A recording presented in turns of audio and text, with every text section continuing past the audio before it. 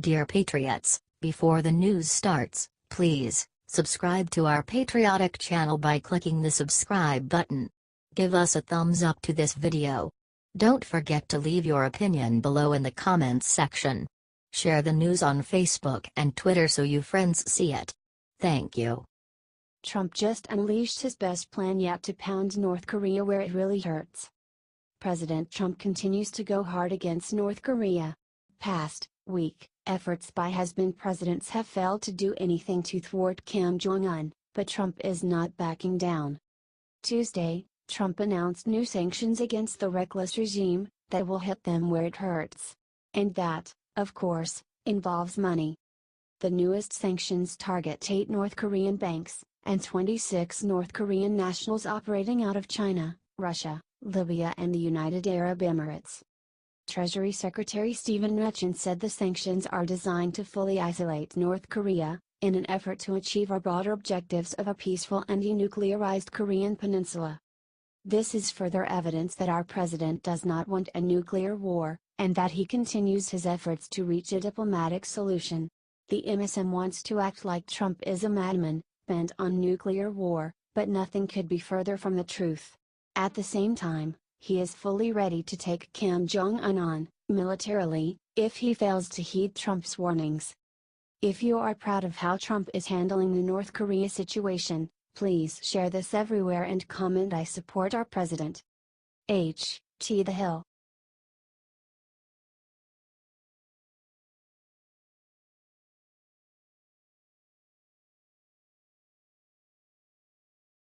Ben Carson just revealed what he thinks about NFL protests and it instantly went viral.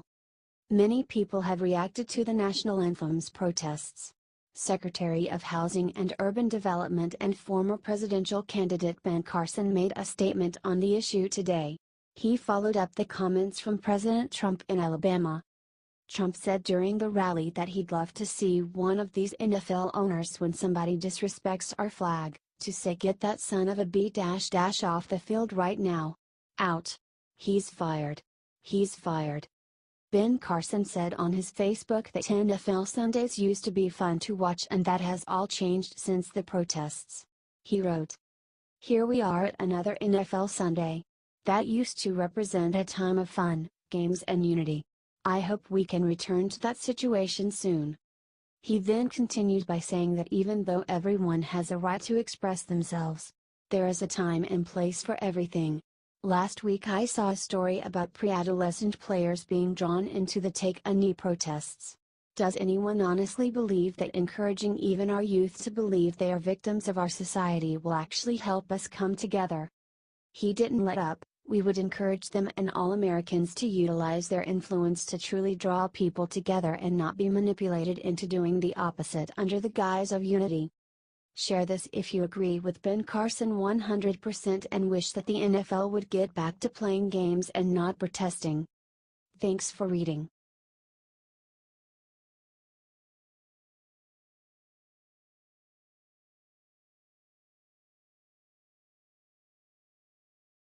After Cowboys took a knee last night, Trump just came out and slaughtered them. President Trump called on the NFL on Tuesday to change its own rules on kneeling during the national anthem. He then blasted the Dallas Cowboys during the protest during Monday Night Football. "The NFL has all sorts of rules and regulations. The only way out for them is to set a rule that you can't kneel during our national anthem," Trump said. "This is why you don't mess with Trump. He hits back hard." He then referred to the booing that the Cowboys got. The booing at the NFL football game last night, when the entire Dallas team dropped to its knees, was loudest I have ever heard. "Great anger," the president tweeted.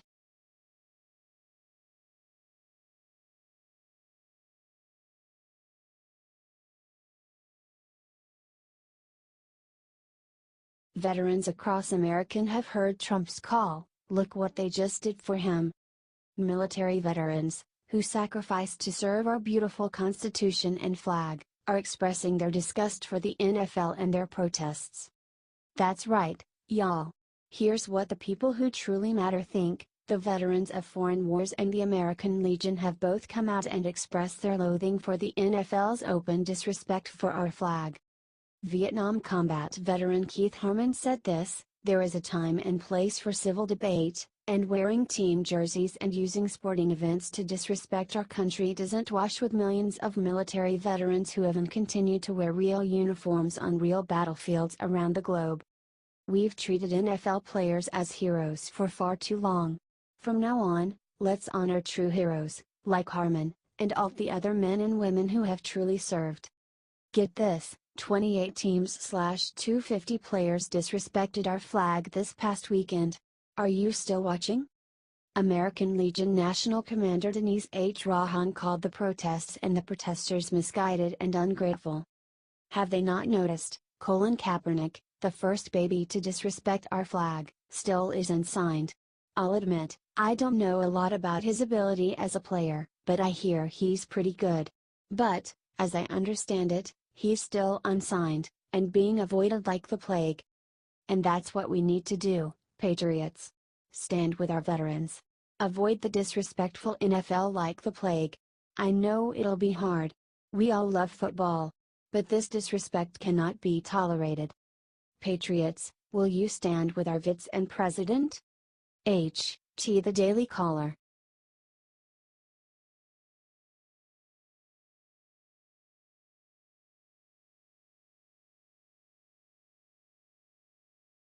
In the wee hours this morning, Trump announced one thing McCain didn't want him to. Trump is not taking it easy on John McCain. After the latest Republican health care bill slipped through the cracks, President Trump has dropped this bombshell on John McCain, who refused to vote on the bill. A few of the many clips of John McCain talking about repealing and replacing Obamacare, Trump said in the tweet below. "My oh my, has he changed complete turn from years of talk." McCain and 3 other senators opposed the bill this Monday night, and the bill is expecting to die quickly because of it. Republicans are messing up. They can't fix anything. They can only pass the bill with 2 GOP votes, without any Democrat support. Senator Susan Collins, Republican Maine, has also announced this morning that he will be voting against the bill. Trump is very upset that McCain is sinking everything he does in order to get back at him. It's a sad state of affairs. Share this if you think that McCain should retire and go recover with his family. We're sorry that he is sick, but he doesn't deserve to get to make the rest of the country sick because of it.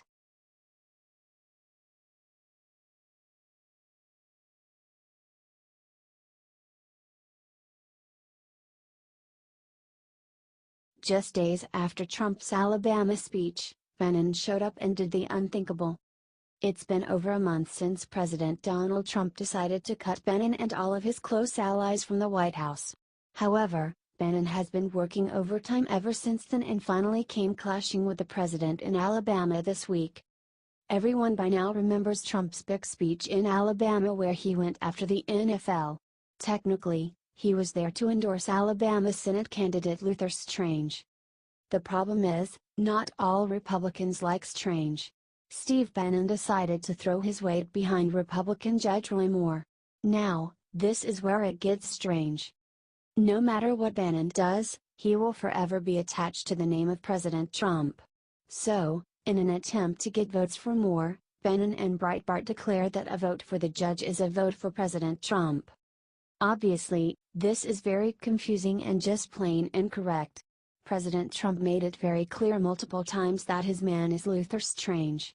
I mean, heck, he tweeted about Strange before bed last night.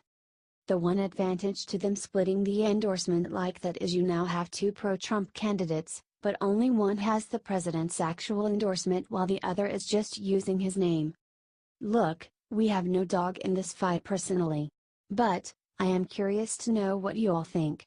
Should Bannon be using Trump's name like that, or is he going too far now? Share this out after you comment and answer.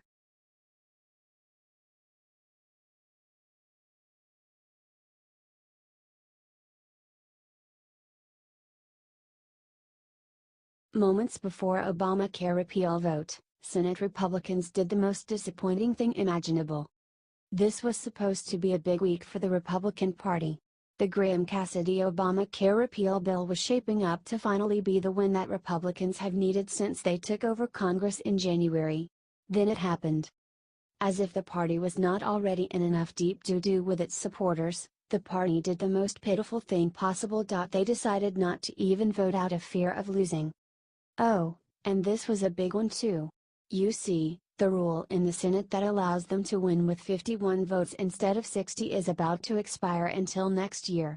That means that after this week, they will need 8 Democrats and all Republicans just to repeal Obamacare. Of course, they try to all play coy and clever with their wording after the decision. After all, how are they supposed to explain to their constituents why they have failed every single time? For instance, Ted Cruz was one of the senators who refused to repeal Obamacare last time, and he tried to spin it as progress. There's more work to be done. I mean, we don't yet have 50 votes. I think we're close and we need to continue working. It looks like Old Lion Ted is going back to his old habits.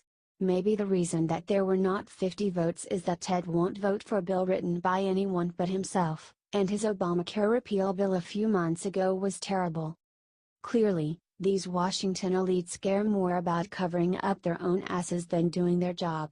That's why we need to get this spread to every Republican in America and hold them accountable for their failures.